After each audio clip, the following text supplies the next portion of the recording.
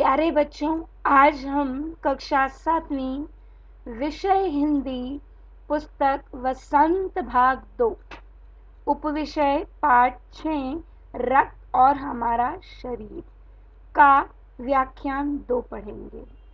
आज इस व्याख्यान में हम इस पाठ के अभ्यास प्रश्नोत्तर करेंगे।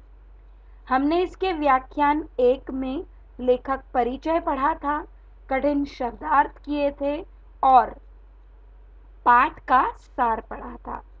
साथ ही साथ व्याख्यान 1 में जो मैंने आपको गृह कार्य दिया था उसकी चर्चा भी आज हम इसी व्याख्यान में करेंगे। तो आज आप क्या पढ़ेंगे बेटा? आज आप इस पाठ के अभ्यास प्रश्नोत्तर करेंगे और व्याख्यान 1 में जो आपको गृह कार्य दिया गया उसकी चर्चा भी मैं आज इसी व्याख्यान में आपके साथ करूंगी। तो चलिए शुरू करते हैं व्याख्यान 2। हमारा पहला प्रश्न है बेटा, रक्त के बहाव को रोकने के लिए क्या करना चाहिए? रक्त के बहाव को रोकने के लिए क्या करना चाहिए? हमने पाठ में पढ़ा था कि जब किसी व्यक्ति को चोट लग जाती है और खून बहने लगता है तो सबसे पहले चोट लगे स्थान पर एक साफ कपड़ा कसकर बांध देना चाहिए ताकि दबाव पड़ने पर रक्त का बहाव जो है कम हो जाए। फिर उस व्यक्ति को डॉक्टर के पास ले जाना चाहिए और यदि खून ज्यादा बह जाएगा तो उसे टांके लगाने की भी जरूरत पड़ सकती है और भी ज्यादा बह गया तो उसे रक्त चढ़ाना भी पड़ सकता है। तो यही हमने पढ़ा। तो उत्तर करते हैं बेटा, रक्त के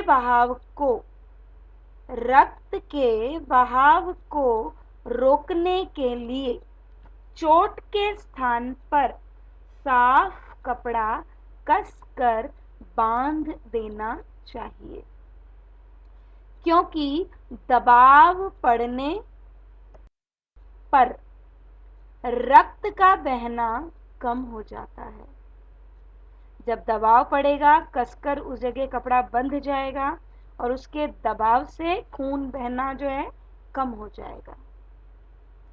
इसके बाद हमें चोट लगे व्यक्ति को डॉक्टर के पास ले जाना चाहिए क्योंकि घाव गहरा होने की स्थिति में उसे टांके लगाने की भी जरूरत पड़ सकती है। अब है बेटा प्रश्न संख्या 2। खून को भानुमति का पिटारा क्यों कहा जाता है? खून को भानुमति का पिटारा क्यों कहा जाता है?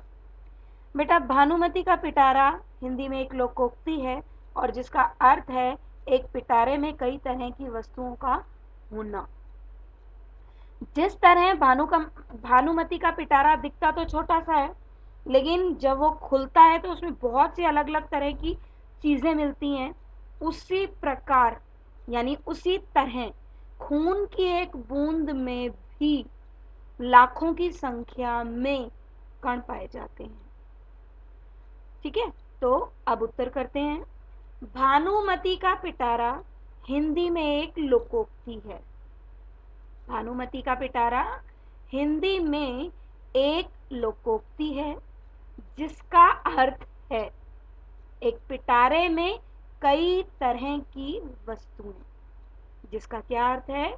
एक पिटारे में बहुत सी यानी कई तरह की वस्तुओं का होना। जिस तरह भानुमति के पिटारे में कई तरह की वस्तुएं मौजूद होती हैं, उसी प्रकार अगर हम खून की एक बूंद को भी किससे देखें? सूक्ष्मदर्शी द्वारा। किसके द्वारा देखें? सूक्ष्मदर्शी यंत्र के द्वारा। तो उसमें लाखों की संख्या में लाल रक्त कण मौजूद होते हैं। इसके अलावा कुछ सफेद तथा कुछ रंगहीन कण होते हैं। एक तो लाल रक्त कण हुए और उसके अलावा कुछ सफेद होते हैं और कुछ रंगहीन कण होते हैं। तरल भाग प्लाज्मा होता है। रंगहीन कण प्लाज्मा में तैरते रहते हैं। रंगहीन कण क्या करते हैं? वो प्लाज्मा में तैरते रहते हैं। इन्हीं विविधताओं यानी विभिन्नताओं, अलग अलग ये जो चीजें हैं कि खून रक्त की एक बूंद में क्या क्या पाया जाता है? लाल रक्त कण, सफेद रक्त कण, रंगहीन रक्त कण, और उसका जो तरल भाग प्लाज्मा होता है उसमें ये रंगहीन कण क्या करते हैं? तैरते रहते हैं। इन्हीं विविधताओं यानी विभिन्नताओं के कारण खून को भानुमति का पिटारा कहा जाता है। क्लियर? तो खून को भानुमति का पिटारा क्यों कहा जाता है? विविधताओं के कारण खून की एक बूंद में लाखों की संख्या में लाल, सफेद और रंगहीन रक्त कणों के पाए जाने के कारण। अब हमारा अगला प्रश्न है बेटा, एनीमिया से बचने के लिए हमें क्या क्या खाना चाहिए? एनीमिया क्या है? जब हमारे शरीर में लाल रक्त कणों की कमी हो जाती है। क्यों हो जाती है? क्योंकि हम पौष्टिक आहार नहीं लेते। पौष्टिक आहार का क्या अर्थ है? यानी कि जब हम उचित मात्रा में प्रोटीन, विटामिन और लौह तत्व मिलने वाली चीजें जो हैं नहीं खाते। ठीक है, तो क्या हो जाता है? एनीमिया। अब यहाँ पर एनीमिया से बचने के लिए हमें क्या क्या खाना चाहिए? तो पहले देखते हैं एनीमिया होता क्यों है। जब हमारे शरीर को उचित पौष्टिक आहार जब हमारे शरीर को उचित पौष्टिक आहार नहीं मिल पाता तो हमारे शरीर में रक्त का निर्माण होना कम हो जाता है। शरीर में क्या हो जाता है? खून ही नहीं बनता, पौष्टिक आहार जो नहीं लेते, तो शरीर में रक्त की कमी होने लगती है और रक्त में होने वाली लाल रक्त कणों की इसी कमी को एनीमिया कहते हैं। तो सबसे पहले हमने क्या समझा? एनीमिया किसे कहते हैं? जब हमें पौष्टिक आहार नहीं मिल पाता और शरीर में जो है रक्त का निर्माण होना क्या हो जाता है? कम। जब शरीर में रक्त की कमी होने लगती है और रक्त में लाल रक्त कणों की कमी हो जाती है तो लाल रक्त कणों की इसी कमी को क्या कहा जाता है? एनीमिया कहा जाता है। एनीमिया से अब हम आए अपने प्रश्न के उत्तर की ओर। पहले हमने क्या जाना? एनीमिया किसे कहते हैं। तो एनीमिया से बचने के लिए हमें क्या करना चाहिए? पौष्टिक आहार का सेवन करना चाहिए। हमें अपने भोजन में उचित मात्रा में हरी सब्जियां, फल, दूध, अंडे व गोश्त खाना चाहिए। क्या क्या खाना चाहिए?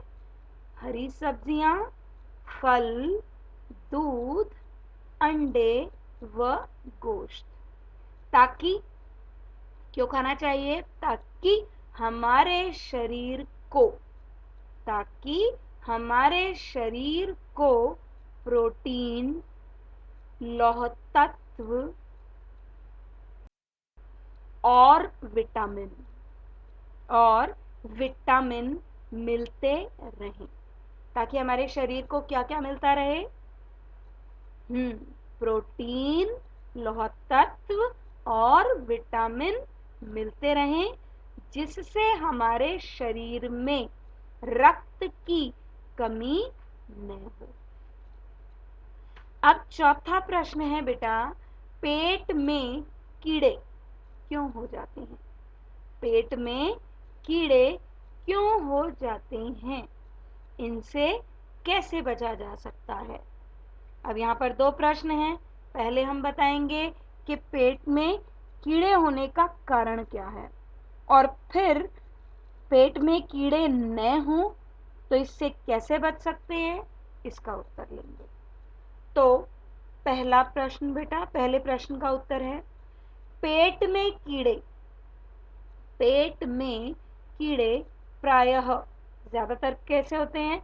दूषित जल पीने और दूषित खाना खाने से होते हैं। पेट में कीड़े क्यों होते हैं?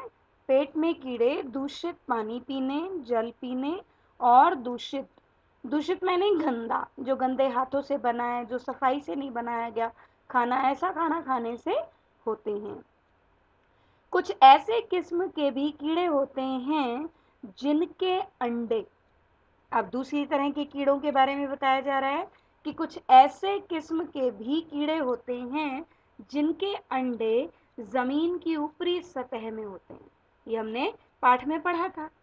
और उनसे निकले लार्वे त्वचा के रास्ते हमारे पेट में चले जाते हैं।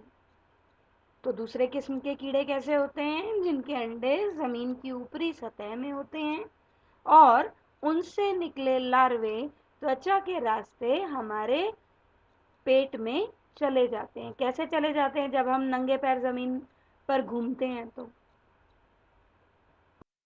इनसे बचने के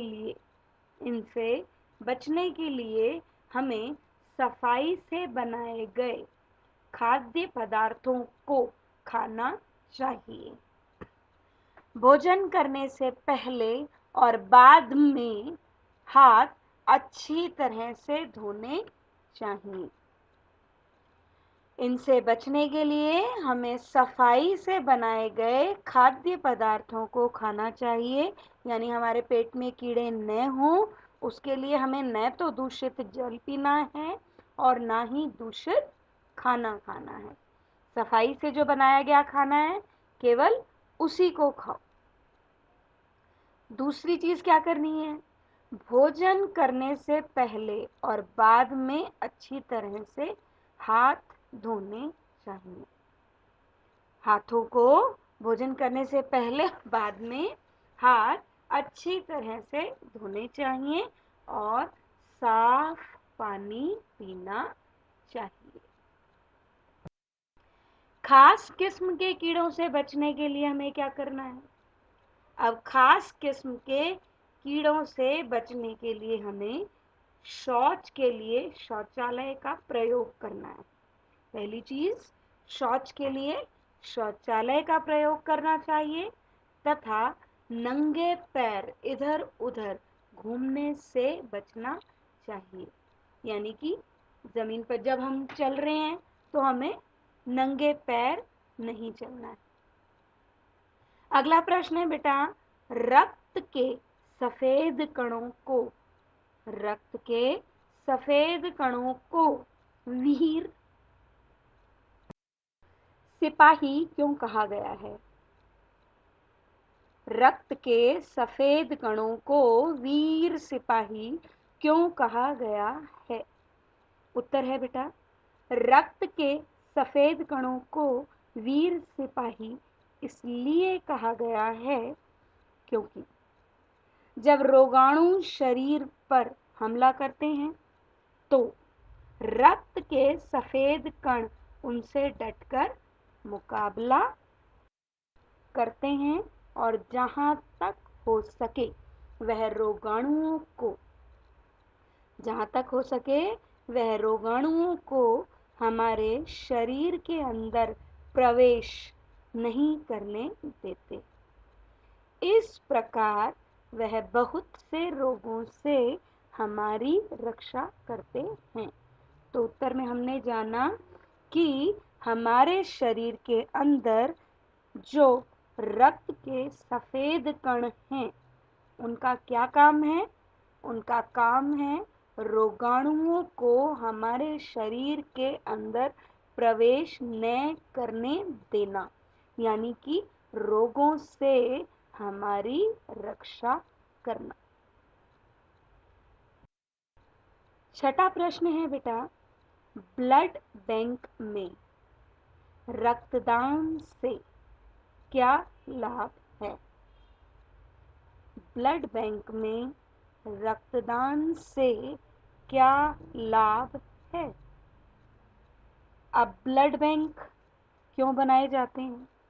ब्लड बैंक इसलिए बनाए जाते हैं ताकि जब भी किसी ज़रूरतमंद व्यक्ति को, ऐसे व्यक्ति को जिसे ब्लड की ज़रूरत है, यानी खून की, रक्त की ज़रूरत है, तो उसे जो है उसके ग्रुप का खून जो है सही समय पर उपलब्ध कराया जा सके, इसलिए क्या बनाए जाते हैं? Blood bank.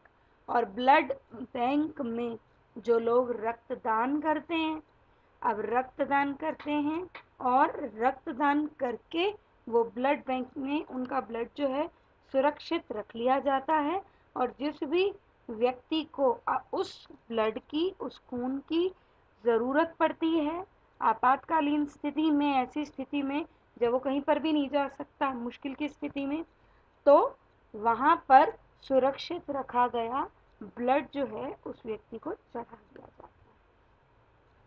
तो हमारा उत्तर है बेटा, ब्लड बैंक में दान किए गए, ब्लड बैंक में दान किए गए रक्त को आपातकालीन स्थिति के लिए, यानी कि मुश्किल स्थिति के लिए, जब किसी को ज़रूरत हो उस स्थिति के लिए सुरक्षित रखा जाता है।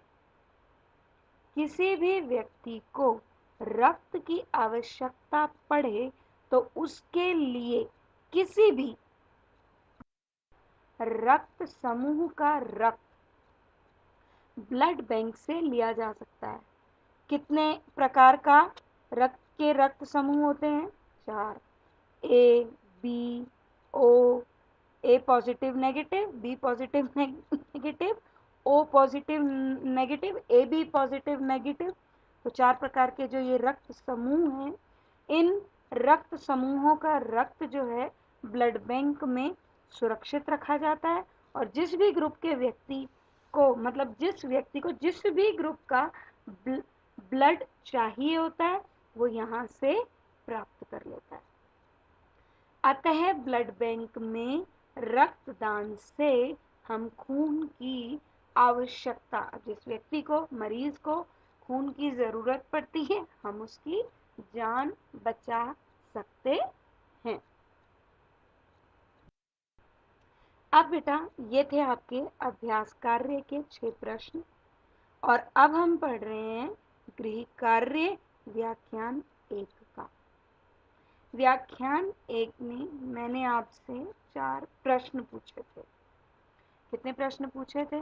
4 प्रश्न, जिसमें पहला प्रश्न था मानव रक्त के कितने भाग होते हैं? मानव रक्त के, अभी आपने अभ्यास प्रश्नोत्तर में भी किया है इसको, और आपने पाठ जब पढ़ा तब भी पढ़ा कि मानव रक्त के 2 भाग होते हैं। एक तो तरल भाग होता है, जिसे हम क्या कहते हैं? प्लाज्मा। एक क्या होता है? तरल भाग, प्लाज्मा। और दूसरा भाग वो होता है जिसमें छोटे बड़े कई तरह के, यानी कि कुछ लाल, कुछ सफ़ेद और कुछ रंगहीन रक्त कण होते हैं।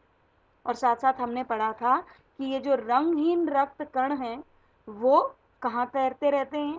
प्लाज्मा में तैरते रहते हैं। तो हमारा उत्तर क्या बना बेटा? मानव रक्त के 2 भाग होते हैं। मानव रक्त के दो भाग होते हैं। एक भाग है जो तरल है, एक भाग क्या है जो तरल यानी लिक्विड, जिसे हम प्लाज्मा कहते हैं। और उस लिक्विड पार्ट को हम क्या कहते हैं? प्लाज्मा। दूसरा भाग, अब दूसरा भाग कौन सा है? दूसरा भाग वह है जिसमें छोटे बड़े कई तरह के कण होते हैं। वो हमें पता है कौन कौन से, लाल, सफेद और रंगहीन रक्त कण। तो कुछ लाल, कुछ सफेद और कुछ ऐसे जिनका कोई रंग नहीं, जिन्हें क्या कहते हैं हम? बिंबाणु यानी प्लेटलेट कण कहते हैं। और ये कण कहाँ तैरते रहते हैं? प्लाज्मा में, जो लिक्विड भाग है हमारे रक्त का, उसमें। किसमें तैरते रहते हैं? प्लाज्मा में तैरते रहते हैं। हमारा दूसरा प्रश्न था बेटा, मैंने जो आपको दूसरा प्रश्न दिया, रक्त की एक बूंद में कितने लाल कण होते हैं? अब हमने पढ़ा था कि रक्त की जो एक बूंद है ना, यानी कि रक्त की एक बूंद कैसे है? भानुमति का पिटारा। दिखने में तो छोटी सी बूंद है, लेकिन जिस प्रकार भानुमति का पिटारा दिखता तो छोटा सा है, लेकिन जब वो खुलता है पिटारा तो उसमें विभिन्न प्रकार की बहुत सी वस्तुएं होती हैं। उसी प्रकार रक्त की एक बूंद में भी कितने लाल कण होते हैं? 40 से लेकर 55 लाख तक लाल कण होते हैं। तो हमने प्रश्न क्या, हमारा प्रश्न क्या था? रक्त की एक बूंद में कितने लाल कण होते हैं? और उत्तर हमारा, रक्त की एक बूंद में 40 से 55 लाख तक लाल कण होते हैं। अब है बेटा प्रश्न संख्या 3। प्रश्न संख्या 3 में मैंने आपसे पाठ और लेखक का नाम पूछा था। तो पाठ और लेखक का नाम बताओ। उत्तर आपने लिखा ही होगा। तो हमारा उत्तर है, पाठ का नाम क्या है? रक्त और हमारा शरीर। जिसमें हमने क्या पढ़ा? हमने पढ़ा कि हमारे शरीर में रक्त की क्या भूमिका है। ठीक है। और कैसे जाना हमने? जब अनिल अपनी छोटी बहन दिव्या, जो कि बहुत कमजोर थी और कई दिनों से उसे क्या महसूस हो रहा था? थकान महसूस हो रही थी, उसका मन नहीं लगता था, भूख नहीं लगती थी।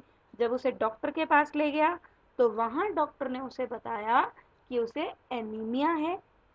जब वो डॉक्टर दीदी के पास उसके ब्लड की जांच कराने गया, तब उसे डॉक्टर दीदी ने रक्त की भूमिका जो हमारे शरीर में है उसके बारे में सारा कुछ समझाया। तो और लेखक का नाम क्या है? यतीश अग्रवाल। तो पाठ और लेखक का नाम बताओ। पाठ का नाम है रक्त और हमारा शरीर, और लेखक का नाम है यतीश अग्रवाल।